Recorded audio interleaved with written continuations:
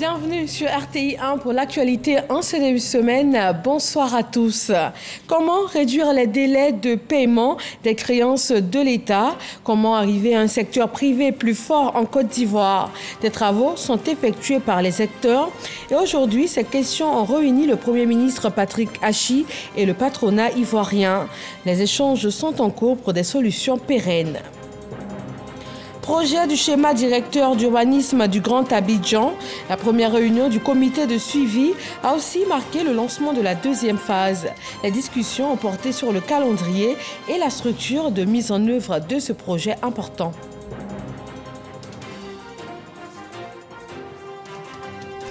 Aucun établissement ivoirien d'enseignement supérieur ne figure dans le top 100 des meilleures universités africaines de 2021. Pour changer les choses, les acteurs du système travaillent afin de proposer des stratégies nouvelles et plus probantes. Ils sont réunis pour 3 jours. Et puis au Mali, le représentant spécial de la CEDEAO a été expulsé du pays pour agissement incompatible avec son statut. Le pays précise toutefois être toujours ouvert au dialogue avec la CEDEAO pour la réussite de la transition. Bonsoir à tous. Le Premier ministre Patrick Achi a reçu ce lundi le secteur privé.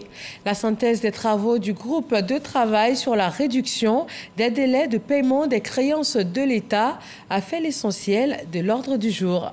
Alexis Ouedraogo. Le 23 avril dernier, à la salle des pas perdus du palais présidentiel, le Conseil des ministres s'ouvrait au secteur privé. Une première pour traduire l'ambition de l'État, celle de faire du dit secteur une pièce maîtresse de l'économie. Ce lundi à la primature, l'heure était à la synthèse des travaux du groupe de travail sur la réduction des délais de paiement de créances de l'État. 6 groupes de travail ont été constitués pour travailler, réfléchir sur un certain nombre de problématiques. C'était des groupes de travail mixtes, État, secteur privé. Et nous rentrons maintenant dans la phase d'analyse du travail de ce groupe. Et à travers cette séance de travail de ce jour, présidée par M. le Premier ministre lui-même, nous sommes dans un processus qui convient parfaitement au secteur privé et qui nous donc permet d'être totalement confiants à ce qu'à l'issue de ce processus-là, un certain nombre de décisions, un certain nombre de points d'arbitrage soient clairement traités. Et pour aboutir à ces résultats probants, l'État a mis sur pied les groupes avec une démarche claire, discuter avec l'ensemble des acteurs, dissocier les points de consensus, ceux nécessitant des ajustements et ceux impliquant l'arbitrage du Premier ministre. Le secteur privé reste l'une des clés incontournables du développement. L'État ivoirien entend en être le plein catalyseur dans le processus de création de richesses. Et le développement également au cœur de la création du centre consacré aux études prospectives. Il a entre autres pour mission d'accompagner les États et les institutions dans leur politique de développement. Il est aussi question de promouvoir l'étude prospective comme outil de développement. Depuis ce lundi, la réflexion porte sur la zone de libre-échange continentale africaine. Noël Niagno. Le centre d'études prospectives CEP, un cercle de réflexion appelé communément think tank. Il sera animé par des cadres du public et du privé, des universitaires, des chefs d'entreprise, des étudiants, des leaders d'opinion et autres. Il est mis sur les rails ce 25 octobre avec une feuille de route. Réfléchir aux questions du passé, aux défis de demain et aux contraintes du quotidien dans un cadre apolitique, indépendant et constructif. Au cœur des réflexions de ce jour du lancement de leurs activités, la zone de libre-échange continentale africaine, un levier pour la sécurité alimentaire en Afrique.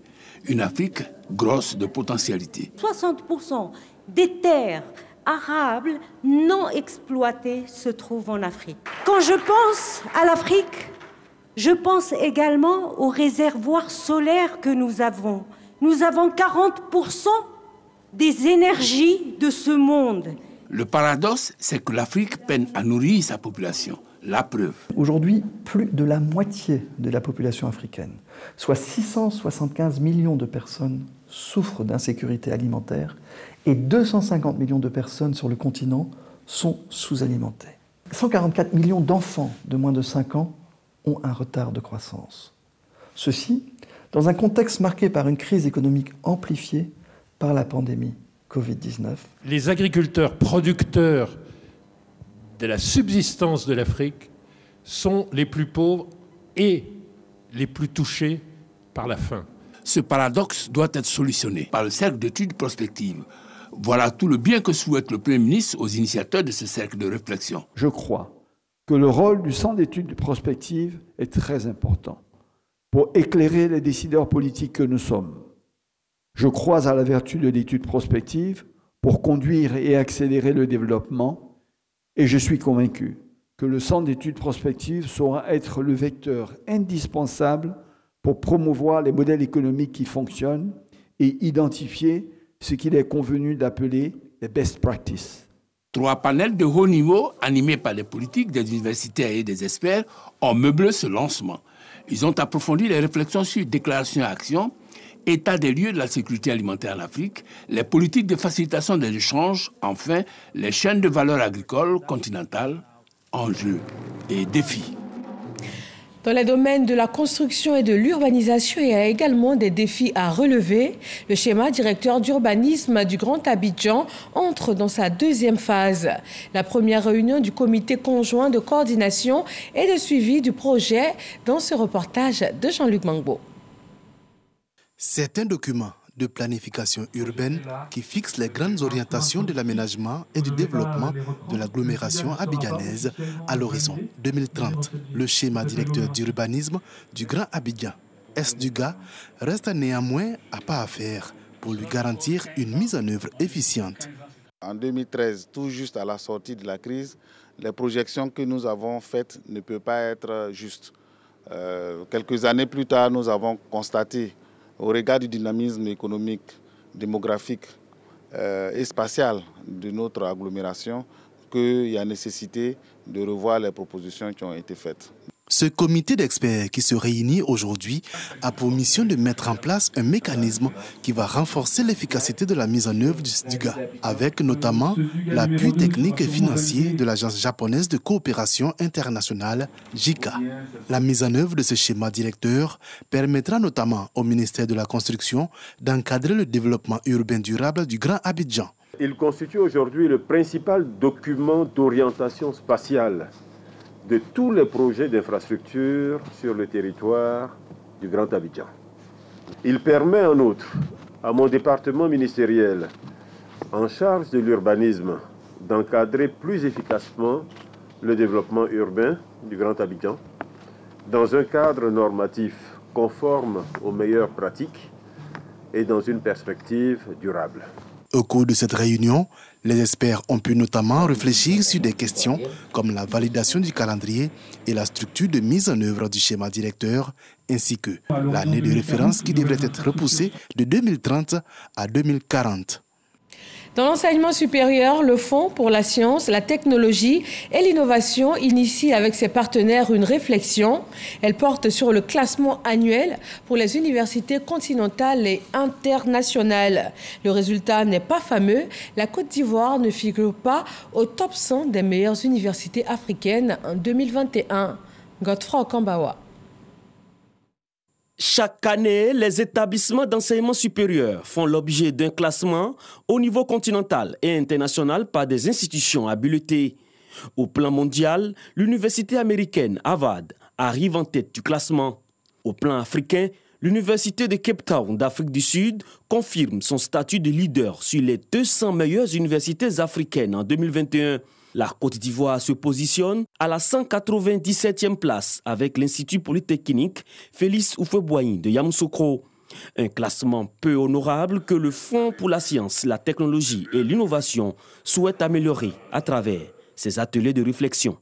Nous comprenons difficilement que certains pays africains, moins riches que la Côte d'Ivoire, ont leurs universités qui figurent parmi les meilleures universités du continent. Il nous faut donc nous ressaisir, mutualiser nos forces et tout faire pour que d'ici 2 ans, les universités publiques ivoiriennes figurent au moins parmi les 100 meilleures universités africaines.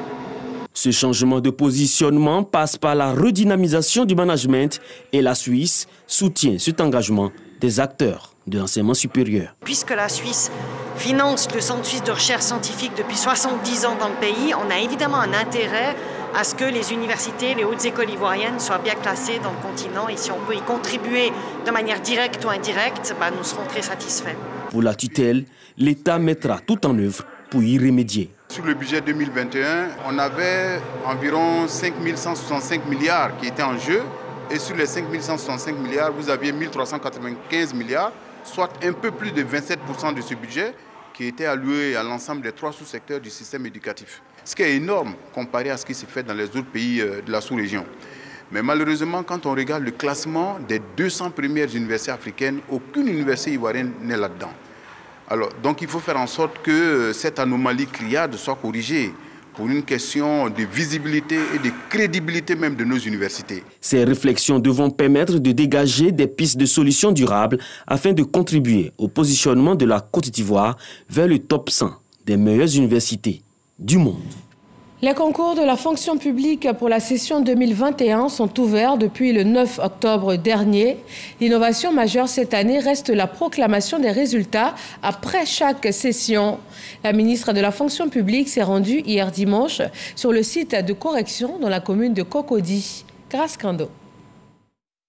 Institut pédagogique national de l'enseignement technique et professionnel, IPNEP. Dans la cour, l'on remarque la présence des forces de défense. La raison ? Assurer la sécurité. L'IPNEP étant le seul centre retenu pour la correction des copies des 53 concours sur les 353 tenus le 9 et 10 octobre. Les correcteurs, ce sont des enseignants, des fonctionnaires, des professionnels de l'administration qui se sont inscrits.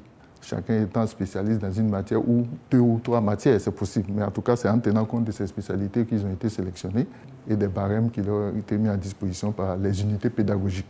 Et c'est à la suite que ces enseignants ont pu effectivement corriger toutes ces copies que vous voyez là, qui sont classées par session et par discipline. Pour s'assurer du bon déroulement du processus, la ministre de la fonction publique et de la modernisation de l'administration s'est rendue sur le site. Ces corrections font partie des innovations apportées dans l'organisation des concours cette année, c'est-à-dire la proclamation des résultats après chaque session. Et je suis venu constater que les copies ont été effectivement corrigées et bien corrigées. Des notes sont apposées, les correcteurs ont leur nom, ils ont leur signature également.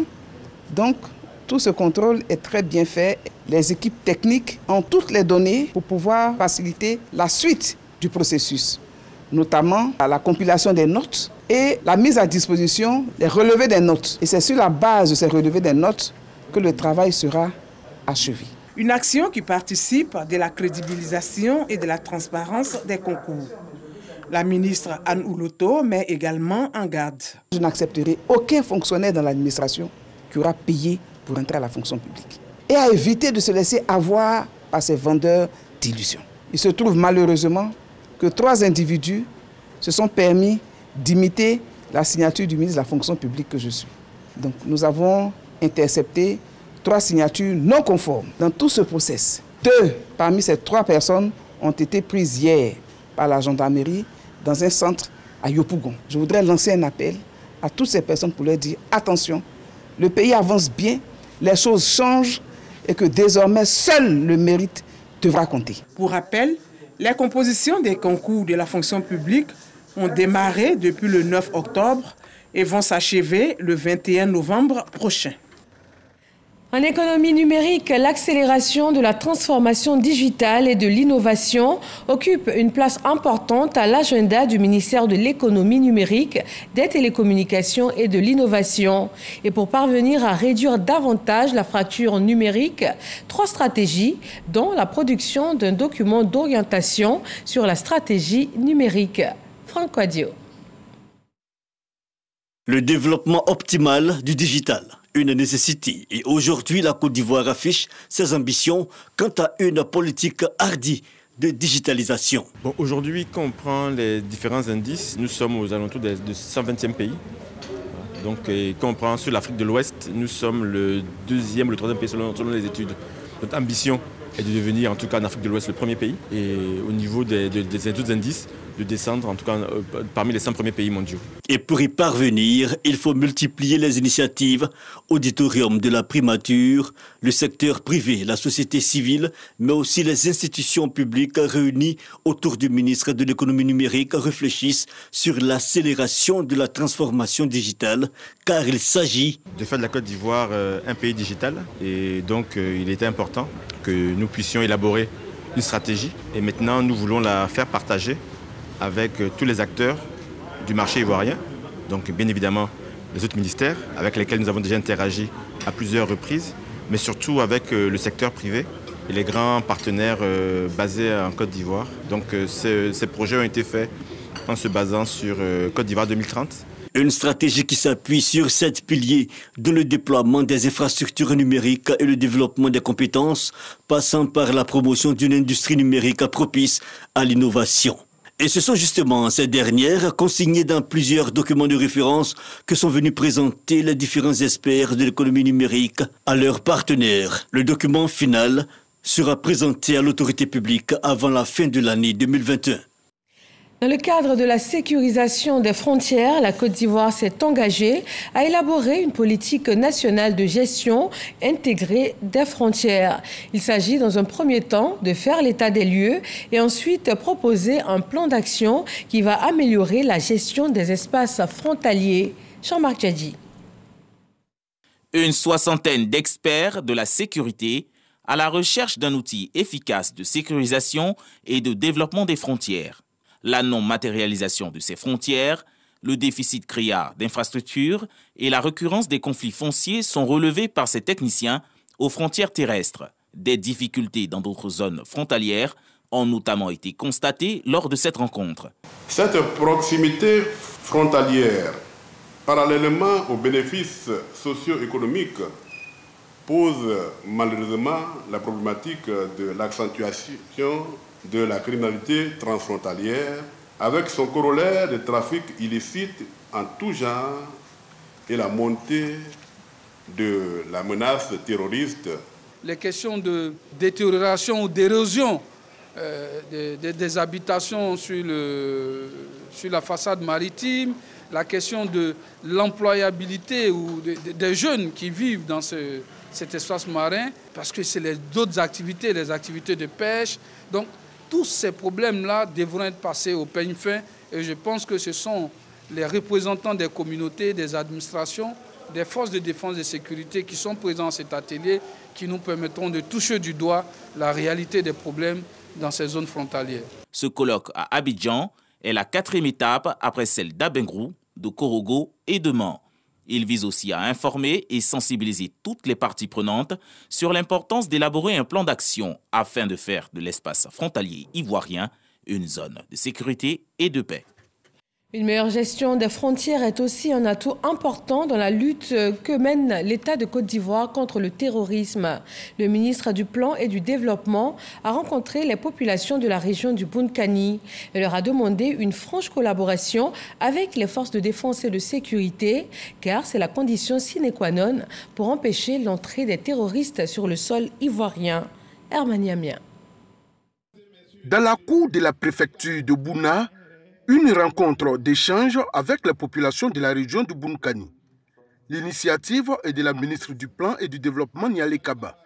Elle veut les impliquer dans la lutte contre le terrorisme en leur demandant d'entretenir une franche collaboration avec les forces armées ivoiriennes.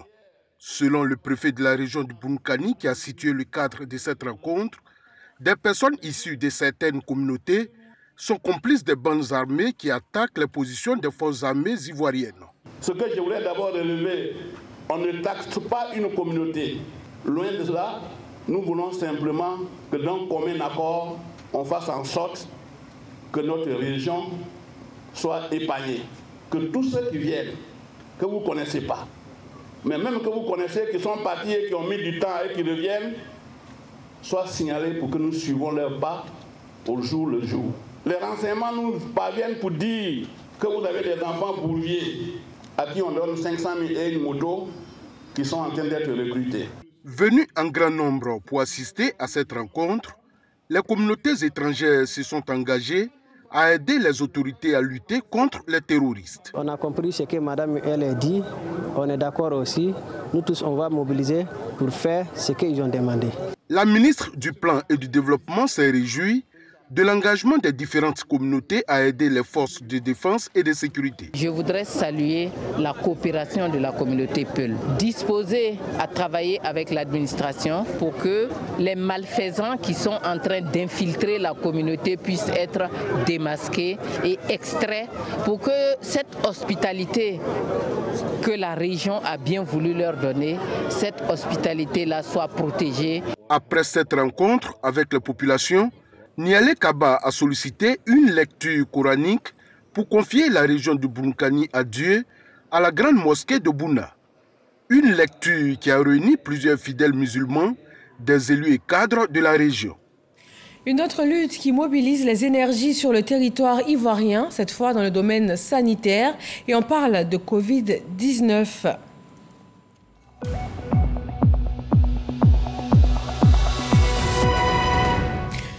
Le point dressé par le ministère de la Santé se détaille comme suit. 3 nouveaux cas déclarés ce lundi 25 octobre, 0 décès, portant à 61 208 le nombre de cas confirmés, 59 823 personnes guéries et un total de 690 décès. 3 65 457 doses de vaccins ont été administrées du 1er au 24 octobre. En politique, le Parti des peuples africains de Côte d'Ivoire, PPACI, met en place ses instances de direction. Le parti de Laurent Gbagbo est doté d'un conseil stratégique politique présidé par Assoa Adou avec des vice-présidents. Le détail nous est proposé par Moussa Konaté. L'organigramme du Parti des peuples africains de Côte d'Ivoire, PPACI, est enfin connu. Il est composé d'un conseil stratégique et politique, un président exécutif et un secrétaire général. Article 1er. Sont nommés au sein du conseil stratégique et politique les personnalités suivantes. Assoa Adou, président. Dano Didier Sébastien, premier vice-président. Katina Koné Justin, deuxième vice-président. Aka Auguste Emmanuel, directeur du cabinet du président Laurent Gbagbo. Akoun Laurent, Bamba Massani, Douati Alphonse, Koné Boubacar, Kwasi Kwaku André, Liabi Douayua, Lida Kwasi Moïse, Likikwe Soye Odette, Lorunion Niabri Marie-Odette, Wenien Georges Armand. Article 2. Tous les membres du Conseil stratégique et politique en rang de vice-président. Article 3. Est nommé à la fonction de président exécutif Monsieur Oulaye Hubert Nara. Est nommé à la fonction de secrétaire général Monsieur Damana Adia Ika. Au total, 20 personnalités pour dérouler les activités du nouveau parti fondé par l'ex-chef de l'État Laurent Gbagbo concernant le rôle de chaque instance. Assoa Adou, président du Conseil stratégique et politique, s'est voulu rassurant. C'est le secrétaire général, comme dans le passé, s'occupe du fonctionnement au quotidien du parti. Et le groupe de CSP assiste le président dans la réflexion stratégique et politique. Le président exécutif, vous dites bien exécutif, il exécute les instructions du président. Pour rappel, le Parti des peuples africains de Côte d'Ivoire, PPACI, a vu le jour les 16 et 17 octobre dernier à l'issue d'un congrès constitutif. Et on reste en politique, un nouveau mouvement fait son entrée sur la scène. La coalition des jeunes alassanistes pour le progrès a tenu son assemblée constitutive. Dangui. L'Assemblée générale constitutive de la coalition des jeunes alassanistes pour le progrès, COJAP, a eu lieu au centre culturel de la commune d'Abobo dans une ambiance de meeting politique. Cette organisation s'inspire des actions du chef de l'État, selon son président. Nous avons été inspirés par les actions du président Alassane Ouattara. Alassane Ouattara, lorsqu'il vient en Côte d'Ivoire, vient pour soigner la Côte d'Ivoire et les résultats ont été vus. Ce combat est soutenu et parrainé par le professeur Adama Diawara, par ailleurs ministre de l'Enseignement supérieur et de la Recherche scientifique. Le mouvement naissant est un mouvement d'avenir à la fois pour mon parti, le RHDP, mais également pour toute la Côte d'Ivoire.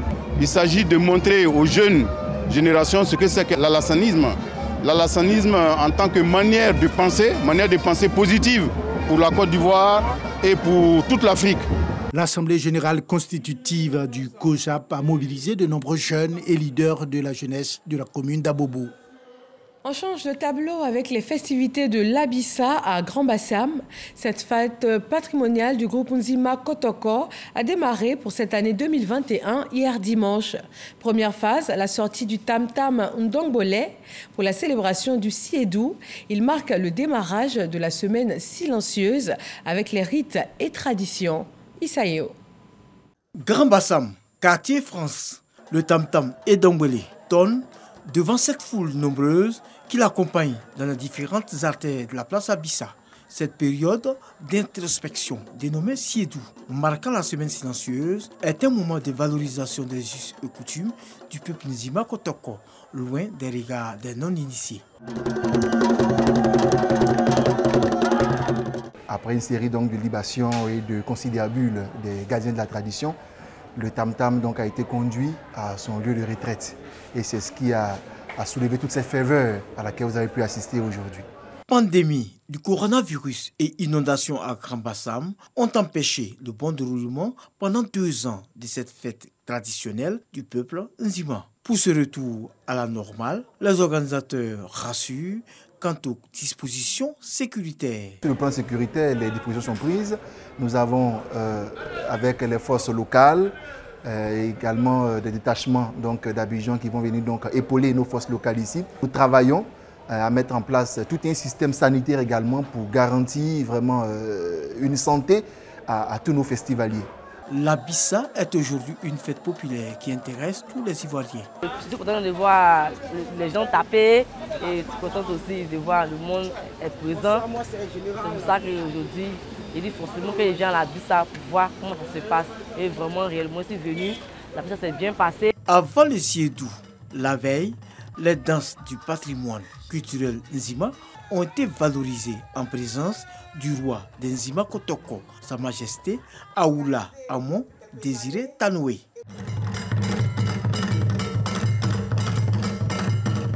La période silencieuse de l'Abissa 2021 prend fin le samedi 30 octobre prochain. Suivra automatiquement la semaine festive qui s'achèvera le 7 novembre 2021 à Grand Bassam. Dans l'actualité internationale, la Cour de justice de la CEDEAO renvoie au 15 novembre le procès qui oppose Mahaman Ousmane à la République du Niger. Mahaman Ousmane, candidat malheureux à la présidentielle nigérienne du 21 février dernier, accuse le pouvoir de discrimination et de violation de ses droits pendant les élections.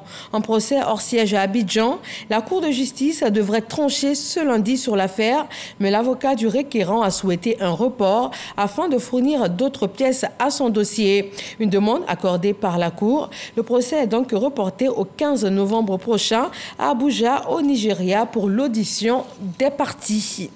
Il était en fonction depuis juillet 2019. Le représentant spécial de la CEDEAO au Mali, Amidou Boli, a été expulsé du pays pour agissement incompatible avec son statut.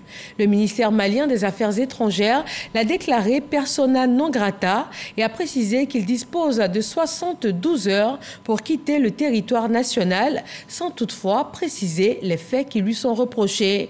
Mais il faut savoir que cette décision d'expulsion intervient après déjà plusieurs mises en garde. En outre, le gouvernement malien réitère sa volonté à maintenir le dialogue avec la CEDEAO pour la réussite de la transition. Et puis au Soudan, pour terminer, le général Abdel Fattah al-Burhan a annoncé la dissolution des autorités de transition. Il a aussi décrété l'état d'urgence. La communauté internationale n'a pas tardé à manifester sa désapprobation. Le secrétaire général de l'ONU, Antonio Guterres, condamne ce qu'il qualifie de coup d'État militaire en cours et demande la libération immédiate du Premier ministre Abdallah Hamdok. Il ajoute qu'il faut assurer le plein respect de la charte constitutionnelle pour protéger la transition politique. Et voilà, merci de votre attention. Retrouvez-nous également sur rti.info. Agréable fin de soirée et à demain.